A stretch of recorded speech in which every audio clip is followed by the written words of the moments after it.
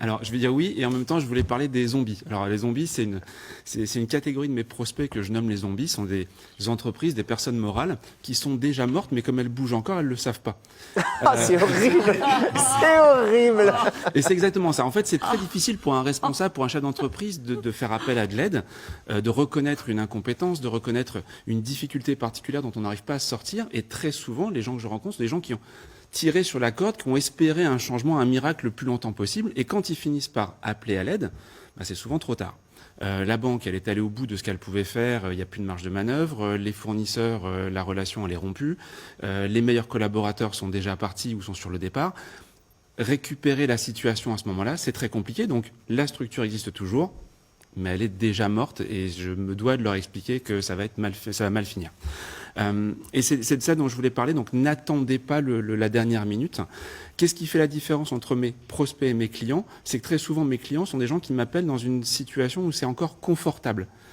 Ils savent que l'avenir peut être compliqué ou commence à devenir compliqué, et sans attendre, ils font appel à un conseil extérieur. C'est pas automatiquement dans mes domaines, dans le management ou autre, ça peut être dans d'autres domaines, mais on fait appel à un conseil extérieur, on va demander de l'aide pour rattraper le coup. Et je voulais faire le parallèle avec le mariage, hein, en profitant de notre invité. Quand on se marie, c'est pour le meilleur et pour le pire. Malheureusement, quand le pire arrive, c'est là où on se dit, tiens, j'aurais dû faire un contrat de mariage. Et c'est trop tard. C'est dans la période la plus confortable que c'est le plus intéressant d'anticiper. Si on est amoureux, si tout se passe bien et qu'avant le mariage on fait un contrat, ben déjà on est amoureux, donc dans les conditions du mariage, on va prendre soin de l'autre. On va choisir une sortie qui soit élégante puisqu'on est amoureux, puisqu'on veut que ça se passe bien. Et quand la situation devient très compliquée, eh ben on est bien content d'avoir fait ces choix-là, même si le torchon brûle, au moins on applique ces éléments-là et ça permet de passer la période la plus difficile. Une fois passé, d'avoir certainement gardé une bonne relation, s'il y a des enfants derrière, etc. Donc, ne pas anticiper le pire en se disant que finalement, si je ne le regarde pas, ça n'arrivera pas, ça ne marche pas.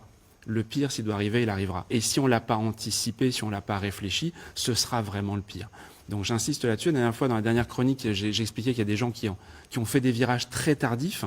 C'est sûr qu'on peut toujours changer, on peut toujours rattraper, mais plus on attend, plus c'est compliqué.